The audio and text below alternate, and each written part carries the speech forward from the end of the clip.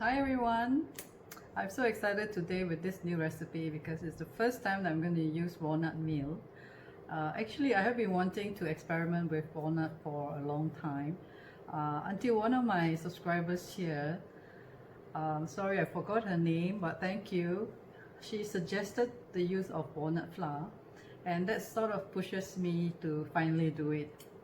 Walnuts and almonds have quite similar nutrition and carb content, but walnut is the only nut that contains the plant version of omega-3 fatty acid, basically a substance known as ALA, which reduces inflammation in the body.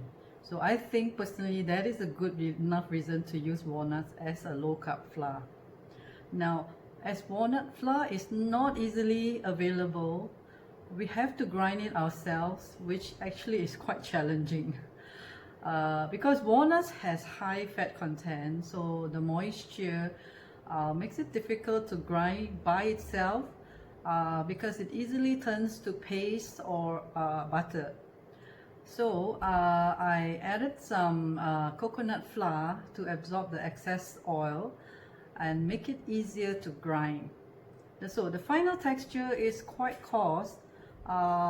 It's actually like walnut meal and not flour, and it's also hard to grind the nuts completely, but the good news is that some of the ungrounded nuts makes a nice addition for the crunch.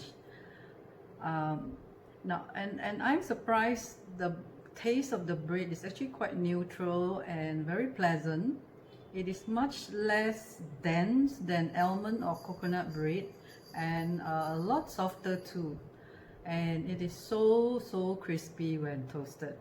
Now, as you all know, keto bread does not rise much, even with baking powder, baking soda, apple cider vinegar, and even yeast, because low carb flours are heavy, they are moist, and they have no gluten. But the key to making this bread rise so well is the protein from the egg whites.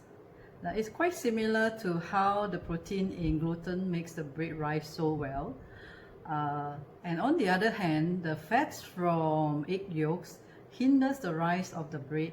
That's why I always prefer to use egg whites, and plus it gives the no eggy taste as well. Now, I know some of you will be concerned about what you're going to do with the egg yolks, but there's so many things you can make use of with them. The bottom line is this: eggs are healthy, they are inexpensive. There's no yeast involved here, there's no proofing time required, so I think it's totally worth it. And you can yield a pretty big loaf with this bread, about 20 to 22 thin slices. Now, since this is the first time that we're going to make this walnut bread, I have shown in the video how to process the walnuts properly for the entire quantity required, so I hope you can be patient about it. So I will be coming up with more recipes using walnut meal, and also experiment with eggless version of this bread, so I hope to share with you guys very soon. Now it's time to take a look at how we make this ultimate keto bread.